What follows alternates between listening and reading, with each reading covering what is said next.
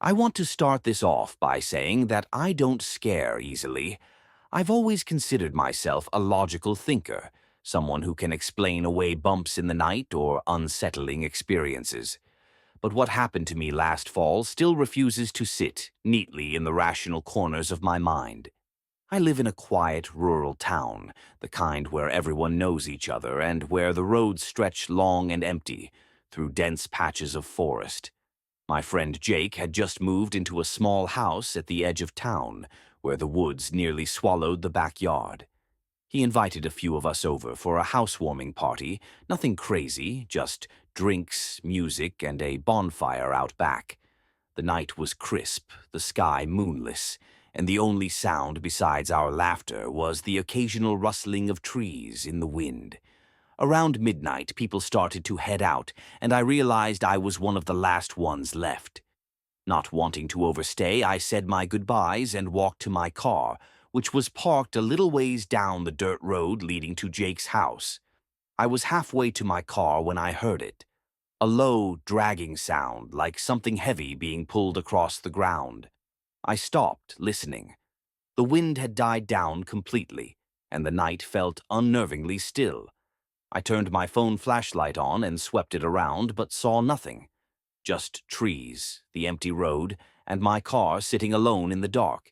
Shaking it off, I got into my car and started the engine. The moment my headlights flicked on, I saw her. A woman standing just on the edge of the tree line, about 50 feet ahead.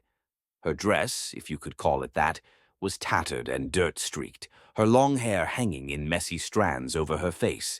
She wasn't moving, just standing there, watching. I felt a cold wave of dread wash over me, but I kept my composure. Maybe she was lost, or maybe she needed help. I hesitated before slowly rolling forward, trying not to stare directly at her. But as my car neared, she took a step forward. Then another, and another. I hit the gas. As I sped past her, I made the mistake of looking into my rearview mirror. She was running. Not just running, sprinting, her body moving unnaturally fast. My heart slammed against my ribs as I pushed the pedal harder, my car kicking up dust on the narrow road. She kept pace for what felt like forever, her arms stiff at her sides, her head tilted just slightly as if studying me. And then, as suddenly as she had started, she stopped. I didn't slow down. I didn't stop until I was back home, locking my doors, closing every curtain, and sitting in the silence of my darkened living room, trying to steady my breath. I barely slept that night. The next morning I convinced myself it had been some cruel prank, maybe a local messing with people for a scare. But when I told Jake about it, his face went pale. "You saw her too?" he asked quietly. My stomach turned. I shook my head, waiting for him to continue. I didn't want to freak anyone out, but I swear, a few nights ago, I saw someone in the woods behind my house, just standing there. I thought it was my mind playing tricks on me. Neither of us had an explanation. Maybe we still don't. But that road, that stretch of forest, I haven't driven it alone since, and I never ever look in my rearview mirror when I pass through that part of town. I don't think I'll ever drive at night again after what happened to me last winter. I was heading home from a weekend trip to visit my parents. They live in a small town a few hours away from where I work, and the only way back was through miles of empty forested highway. No street lights, no houses, just the dark road ahead, my headlights cutting through the black. It was nearly 1 a.m., and I was the only car for what seemed like miles.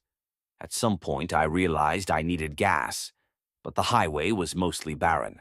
My GPS said there was a small 24-hour station about 10 miles ahead, so I kept driving, hoping it wasn't one of those old run-down places that had been abandoned for years. When I pulled in, the place looked exactly how I feared. Dimly lit, a flickering neon "open" sign in the window, and only a single pump that looked like it hadn't been serviced in decades. I sighed, knowing I had no other choice. As I stepped out, the cold air stung my skin. I shivered, keeping my hoodie pulled tight. The place was eerily silent, aside from the distant rustling of trees in the wind. I had just started pumping gas when I noticed something in my peripheral vision, movement near the side of the building. At first I thought it was just my imagination, but then I saw it again. A shadow darting just out of the reach of the weak fluorescent lights. My stomach tightened. I wasn't alone. Trying not to look too obvious, I scanned the area. There was an old car parked near the building, but it looked like it had been there for years. Rusted, tires flat. There were no other cars, no signs of anyone else around. But I could feel it. Someone was watching me. The pump clicked, signaling my tank was full, and I wasted no time putting the nozzle back. Just as I turned toward my car, I heard a sound that made my blood run cold. A soft whisper.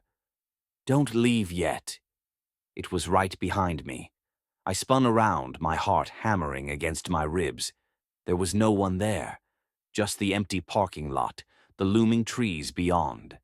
I swallowed hard, refusing to stay any longer. I yanked my door open, jumped inside, and locked it.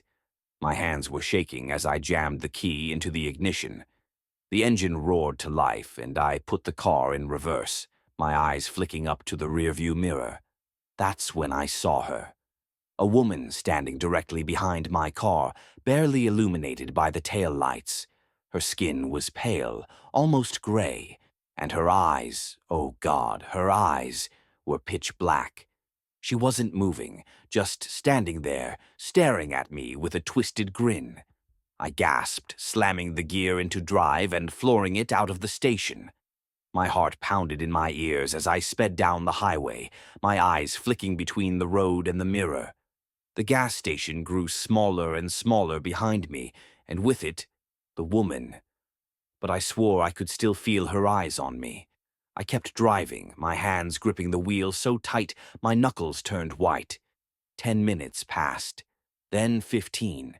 I started to convince myself that maybe my mind had been playing tricks on me. Maybe I was just tired. Maybe. Then the radio cut out. The static filled the car, loud and piercing. I reached for the dial, trying to adjust it, but the knob wouldn't move. Then, through the static, I heard it.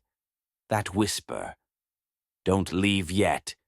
My vision blurred with panic as I turned the radio off completely, but the whisper remained. It wasn't coming from the radio. It was coming from inside the car. I turned my head, slowly, dreading what I knew I'd see. She was in the back seat. My scream never even left my throat before everything went black. I woke up in my car, pulled over on the side of the highway, the morning sun peeking over the horizon. My head throbbed, my body ached, but I was alive. The car was off, the keys still in the ignition. But when I looked in the mirror, my blood ran cold. On the fogged-up glass of the back window, smeared in what looked like thin, pale fingerprints, were 3 words. "See you soon."